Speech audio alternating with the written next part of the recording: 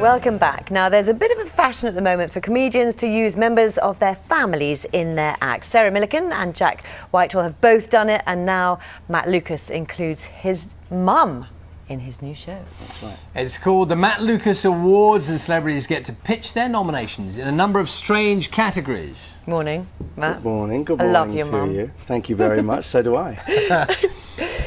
Before we talk to you properly, let's have a little clip of the show. Chris Tarrant submitting his suggestion for his awards. Perhaps you can explain why you nominated texting while speaking. Because it drives me mad. I can't imagine who do it. My kids. Yeah.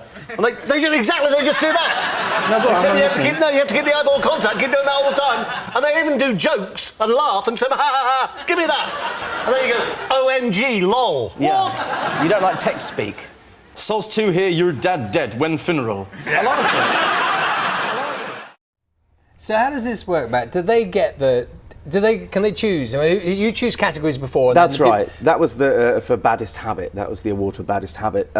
So they're given the the awards in advance, Yes. and then they get to choose the nominations and argue what they think should win, and then I decide. And we've been doing this on radio for a few years. This idea, and then the BBC asked us if we'd like to bring it onto television. Nice. And did your mum appear in the radio show as well? No, she wasn't in the radio show. But I just wanted to make it a little bit different from some of the other shows that are on. And I was trying to think, at the time, the only other person I could think of who'd had their mum on the show was Liberace. Did he? Yeah. So she used to sort of sit there in this rocking chair in the corner, sort of knitting while he was playing on the piano. So I thought, it would be quite nice to have my mum there. And also, you know, people used to say Little Britain was a bit rude, and I'm you know, obviously I'm really proud of Little Britain and you know, the work I've done with David. But I thought, oh, well, look, I don't want to try and do the sort of thing that I'm doing with David if we're doing something on our own for the moment. So if I've got my mum there, then this show won't be too rude, because you don't want to be rude in front of your mum. Just occasionally go, I know. Well, she is, because she used to say, well, I do like Little Britain, but when they do Bitty, I'm not so sure. So, I mean, and actually now you've seen my mum, you know that is a bit how she speaks, actually. Did she She's watching this morning. She watches the show every morning. Oh, very good. morning. Well, Morning, welcome Mum. to your Morning, mum. yes. Did she really tell you off for stuff? No, well, she'd occasionally say she thought something in Little Britain was a bit over the edge, you know. She'd say, well, Sue and Gerald don't like that sketch, so... You know, that's another two people. So she'd want us to do the kind of nicer stuff, you know. But Little Britain was spiky. You know, that's how we saw things. and so she's. Did she like her role? I mean, did she? Oh, when you yeah. asked her to do it, she wanted to do that. Did she? Yeah, she said, well, I'll have to think about it, and then about 30 seconds later, she called me up. Yes, no, I really would like to do it. And it was nice because she just retired. But, you know, she's one of those people who, she's just retired, but as you can see, she's full of beans. So, What so it was nice. I mean, I don't want to make the whole interview about your mum, but what did she do before She'll she be very turned happy to if you make the whole interview about her, I can Go tell on you then. that. What did she do before she retired?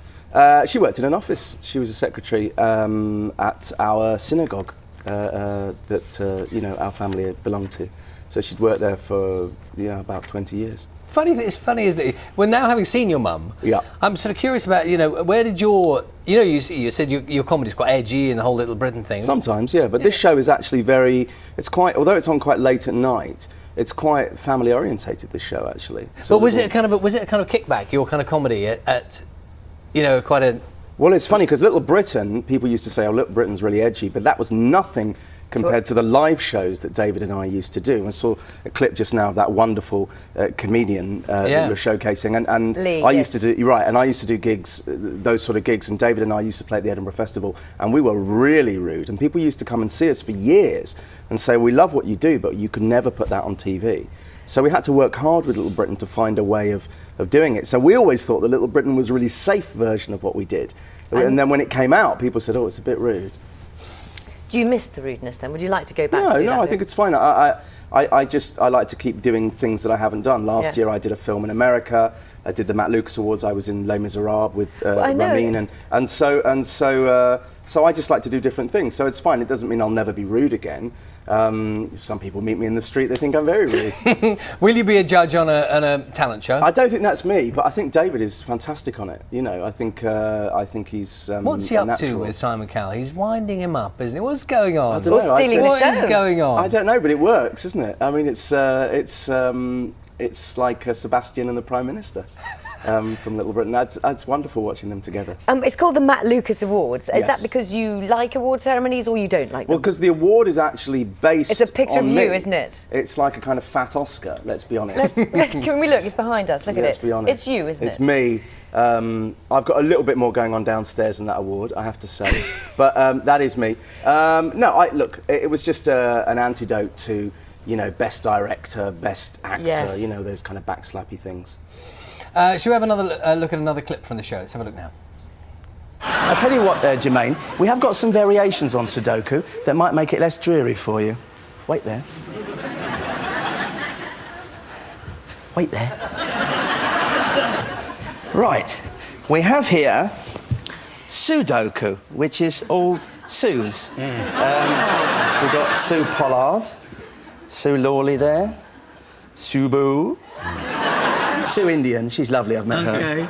Sue Sylvester, we've got Sue Barker, Sue Panoodles, and Sue Backer, who's Chewbacca's sister-in-law. She's very nice. It's a silly show. It's silly, isn't it? It's a silly show. Well, that was for dreariest pastime. Okay. Oh, okay, yes. Yeah. Can I ask you can see about that. flatmates? Because we feel like it's open season now. know, how What were you about like that? as a flatmate? Ramin was a great flatmate because, if not for nothing else, he was in Love Never Dies at the time, and he was a big heartthrob in that. And even though he was covered in this kind of terrible scars, he still had a screaming hordes of, as you can see why, of young ladies at the stage door. And he would often come home with giant boxes of chocolates that he'd be given. And then he'd walk in and I'd say, look, Ramin, for your figure, and also chocolate for your voice, this is not good for you. So we'd always have chocolate to tuck into. You thanks dealt to with the Ramin. chocolate. Yeah, so he definitely paid his way, yeah.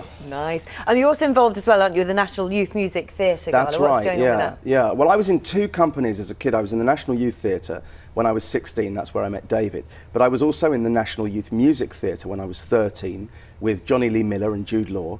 And they do specifically musicals. And on the 22nd of this month, that's next Sunday, at the Vaudeville Theatre in London, I'm hosting a benefit, an anniversary show for the National Youth Music Theatre. And I'm singing some songs with some ex-members and also with the current members of the company. So you can find tickets online for that. You're much better behaved than David Williams because Am I? he was in a little while ago and he did the. Was he tactile? He came over. He can and be tactile. He came and sat virtually on my lap. can be and he- tactile. Charlie does He's not like isn't that. he? Yeah, but No, he was- also, you're quite a specimen of manhood, sir. No, You are. You are, sir. You are, sir. You could turn a man.